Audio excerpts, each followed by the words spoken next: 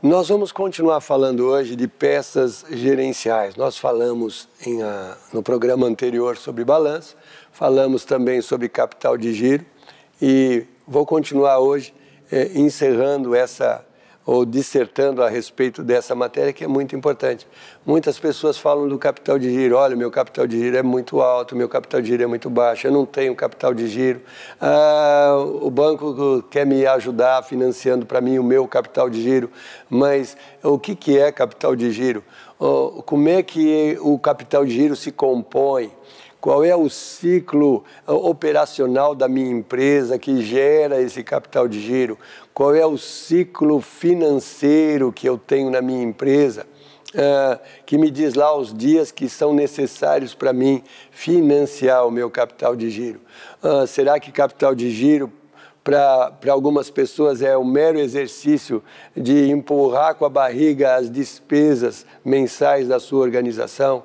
Então, nós já tínhamos e viemos falando de uma base muito bem estruturada a respeito do mapa orçamental, o planejamento orçamental, e ali você vai ter o saldo nada mais é do que o seu fluxo de caixa, aquela ferramenta chamada mapa orçamental, também pode ser traduzida como, na realidade, o saldo final, que é o fluxo de caixa que você vai ter por semana, por mês. Então, a gente vai compondo muitas coisas, mas entre uma peça e outra, há alguns segredos, algumas coisas que eu preciso fazer na minha empresa para ter controle da empresa.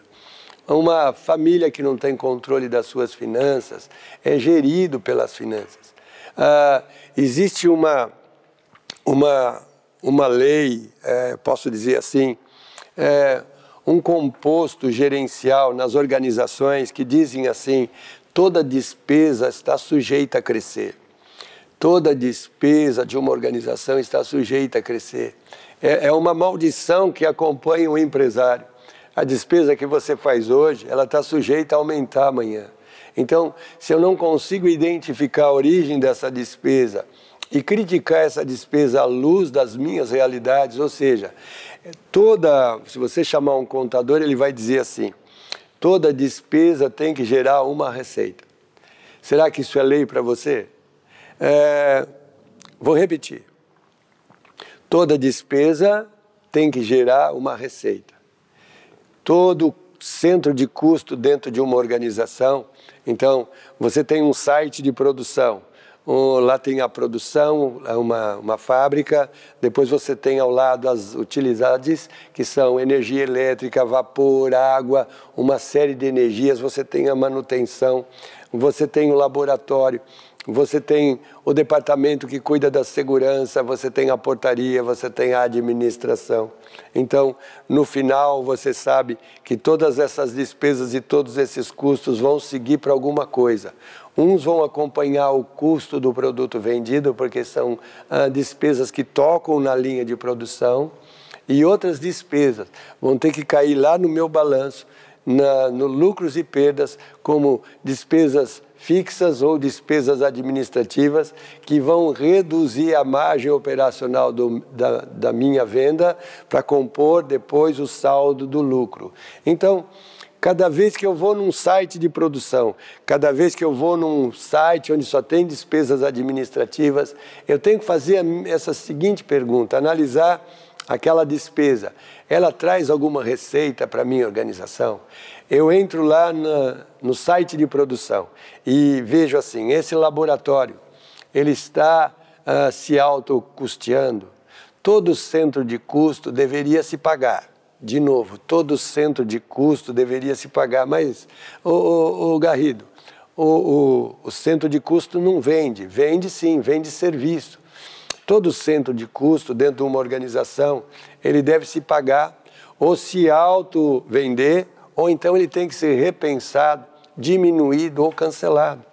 Você tem que analisar o centro de custo da sua empresa dessa forma. Você tem que analisar as despesas da sua organização dessa forma. Eu tenho lá uma força de venda. Essa força de venda está adequada à minha realidade atual? Essa força de venda está adequada ao meu plano estratégico, é o meu plano de marketing, ou seja, eu tenho vendedor suficiente para atender um objetivo, está faltando venda, ou aquela força de venda não está trazendo para mim o resultado que eu desejo.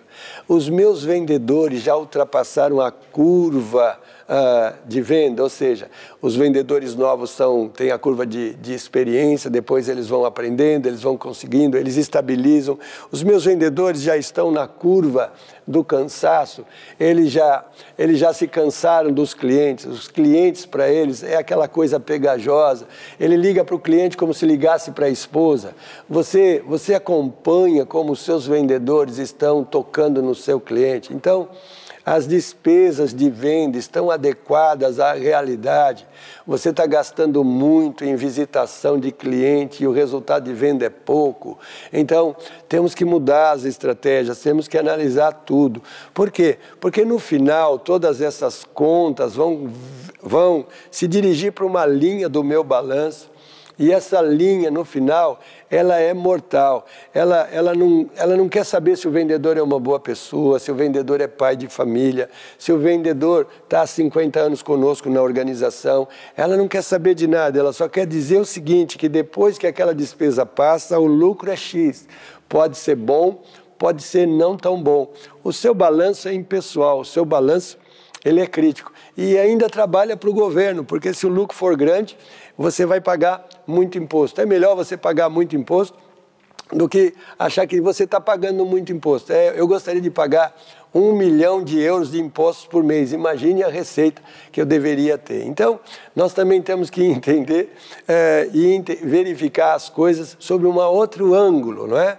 Nós temos uma responsabilidade social, que é um outro assunto que nós vamos falar. Então, nós estamos falando aqui de peças contábeis e do capital de giro, lembra?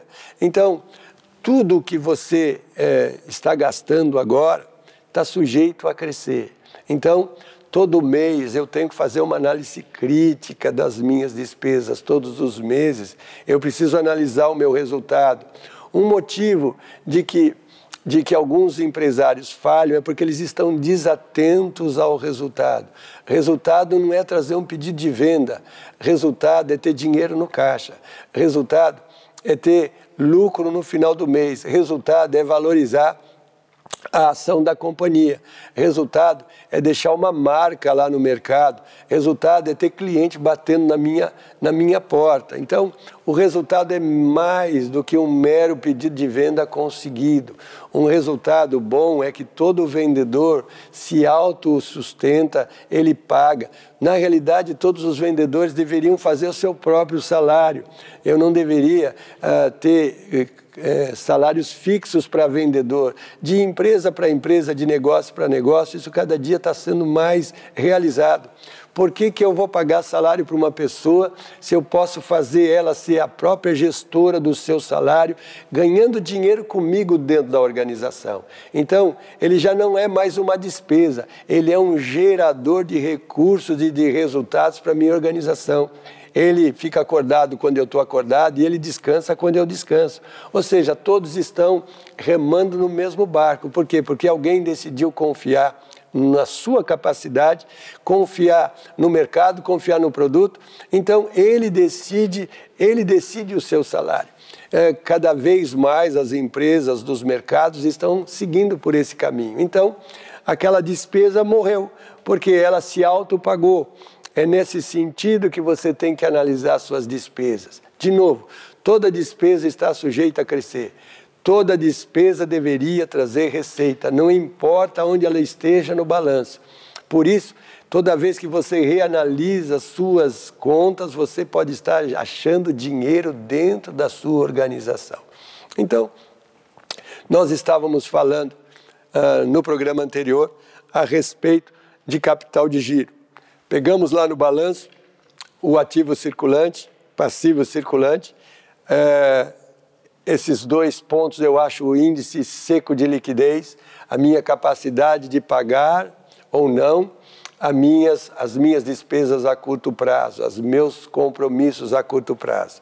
Então, no programa anterior descobrimos, aqui num balancinho que eu fiz, esse balanço pode estar à sua disposição, depois você vai descobrir como você consegue isso. Nós temos aqui os dias.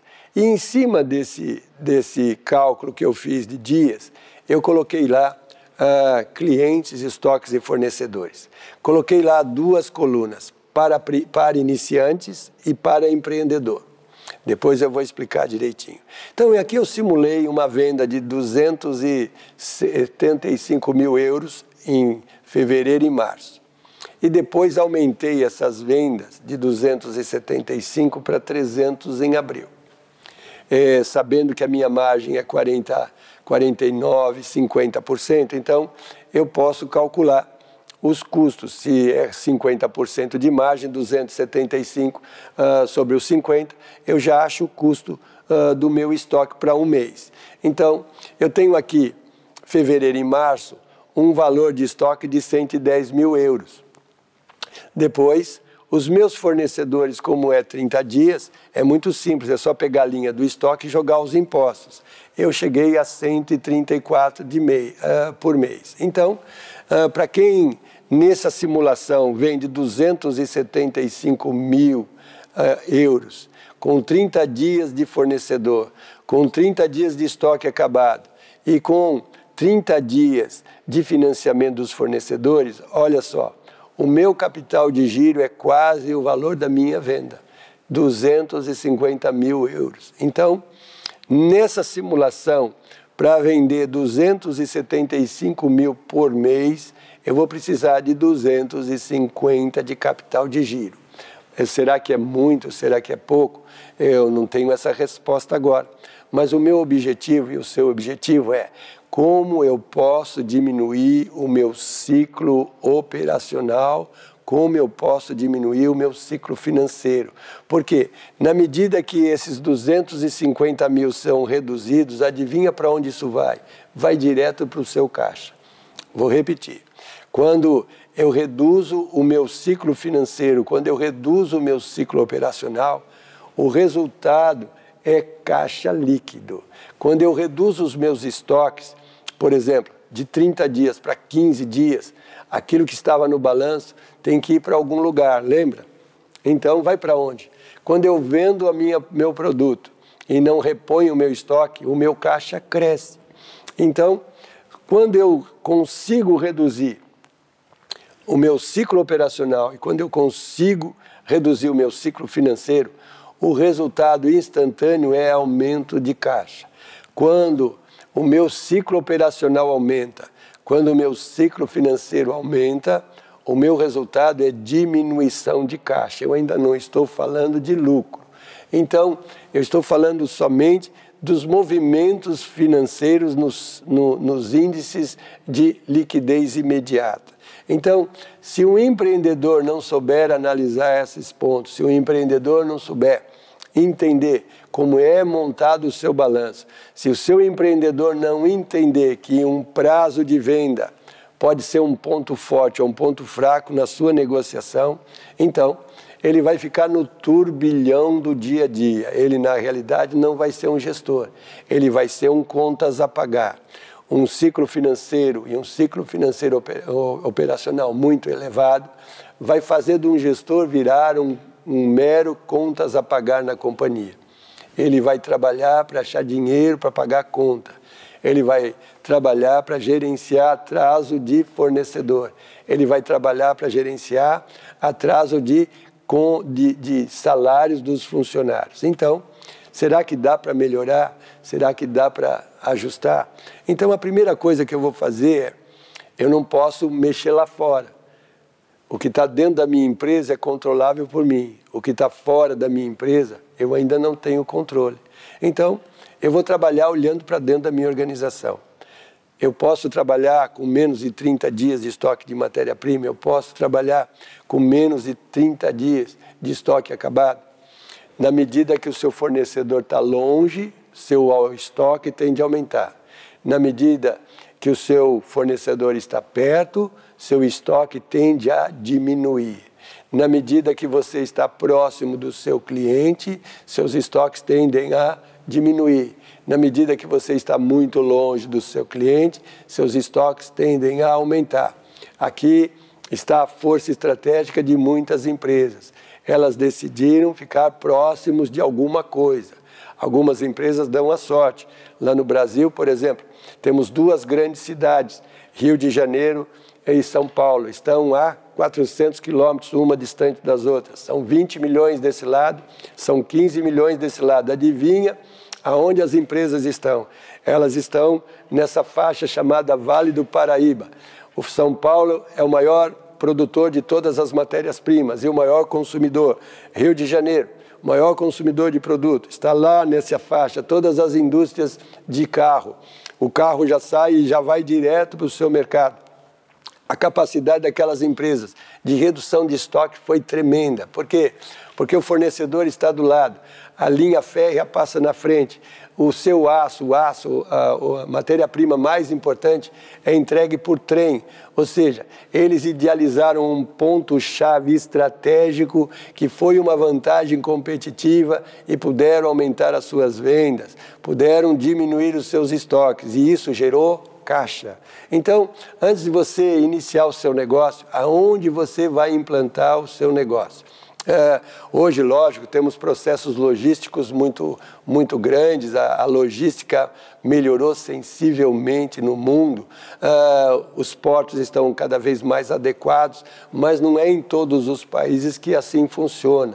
Então, uma greve portuária estourou a venda dos seus produtos. Uma circunstância portuária pode desbalancear a sua organização. Quando eu entro num sistema operacional e o cálculo do ciclo operacional são feitos em várias hipóteses, eu sempre tenho uma hipótese para trabalhar. Então, o próprio sistema calcula, em função da minha capacidade de produção, minha capacidade de venda, quais seriam os estoques adequados. Esse calculado, os gestores decidem. O sistema me deu uma informação boa, mas ainda está fora da minha realidade. Eu não posso ficar com esse nível. Então eu vou lá e vou diminuindo, alterando as variáveis. E aí eu consigo chegar em alguma coisa mais realística. Então é importante você analisar o seu fluxo operacional. Como é que você produz? Como é que você recebe a matéria-prima? Como é que é estocado a sua matéria-prima? A sua matéria-prima ela é trabalhada num sistema de fluxo contínuo. A sua matéria-prima é trabalhada em bateladas de produção. Para cada uma dessas circunstâncias eu posso ter um nível de estoque. Então, você tem que entender toda a parte operacional da sua empresa. Você tem que entender aonde estão os seus clientes. Eu posso ter capacidade de atender às suas necessidades semanalmente, porque às vezes as pessoas esperam o final do mês para fazer os seus pedidos, mas um bom gestor vai negociar uma vantagem competitiva dentro dos seus clientes, que pode ser entregas regulares. Quanto mais rápido eu coloco o meu produto dentro do meu cliente, mais rápido eu tenho o meu produto de volta. Então é muito importante você analisar também o ciclo operacional do seu cliente. É tão importante também você chegar no seu fornecedor e ver como ele opera. Será que em vez de eu trabalhar com estoque de matéria-prima, eu poderia trabalhar com estoque do meu fornecedor? Será que eu posso interagir, interligar o estoque das minhas matérias-primas diretamente ao estoque de matéria-prima do meu fornecedor? Foi isso que nós fizemos. Então, cada vez que eu faço isso, eu entrego o meu estoque de matéria-prima para o meu fornecedor, sabe o que acontece na minha empresa? Gera caixa. Eu não preciso mais gastar dinheiro com uma batelada de estrutura, seguros, produtos em obsolescência. É um custo astronômico. Quando você entra num depósito, o custo que está lá é astronômico. Então, quando eu consigo passar esse custo para o meu fornecedor, eu recebo caixa. Eu vou encerrar a nossa conversa de hoje. Espero que você tenha recebido muitas informações e conto com você no próximo programa. Até lá.